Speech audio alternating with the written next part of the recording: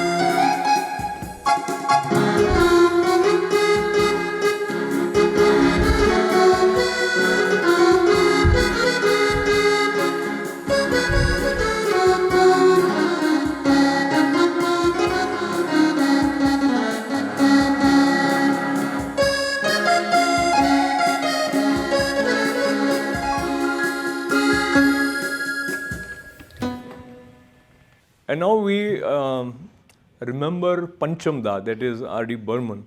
Bengal is, of course, in a way, still cultural capital of Bharat. Many artists of different kind are a gift for us, and S.D. Burman, R.D. Burman also come from that part of Bharat. But the song that we have is also full of love. That is Amar Prem is the movie, and there are some tunes which have meditative quality in them. Talk to me about your relationship with this song, Sekhar. Yeah, I am very fond of R.D. Burman music, like any other music lover, but what I have seen, most of the songs he had created, they are influenced a lot of classical ragas, and those ragas makes those songs more attractive. But this one particular song, Raina Biti Jai, which I am going to perform today, it attracted me because it's a kind of mixture of two ragas he tried to cultivate in one song. One is like morning raga, Tori raga, and another was Khamaj for the evening. So those are so nicely blended in the song. You will see once you listen to that song. It's starting with the Tori, it's going to Khamaj and going to Tori. But once people are listening, nobody thinks what raga is going on. They like it very much because of that nature of that song. So this is one of my favorite songs. रहना बीती जाए। और अब जब सावन बरस गया है तो बहुत सारी प्रसन्नता हमारे साथ शेखर दा फादर्स डे के बाद में जो लेकर आए, उसके लिए उनका आभार व्यक्त करने से पहले एक सवाल ये है कि अब तक की जो आपकी यात्रा रही है संगीत को लेकर, कितना संतोष आपको है और क्या सपना आपका है? Yeah, so far it was really from my childhood till now. One thing is, once you love music and try to do something, if you are passionate, you can never leave it. It has to be always with you, whether you can leave your job in the office, but the music should, I believe it should stay at the end. And it was really, as I said, I started with my guitar, Hawaiian guitar, which is learned, and then I'm trying to play keyboard. Now I'm trying to do with some group music. So it's at different phases, I'm trying to do something different, which gives me much more pleasure. So it's not doing the same thing, but trying to do some different thing. Hopefully I'll do some more in coming years. Wonderful. तो बहुत सारे स्थानों पर आपने बजाया है, अभी धुन म्यूजिकल ग्रुप है, उनके साथ भी आप सक्रिय हैं विशेष रूप से।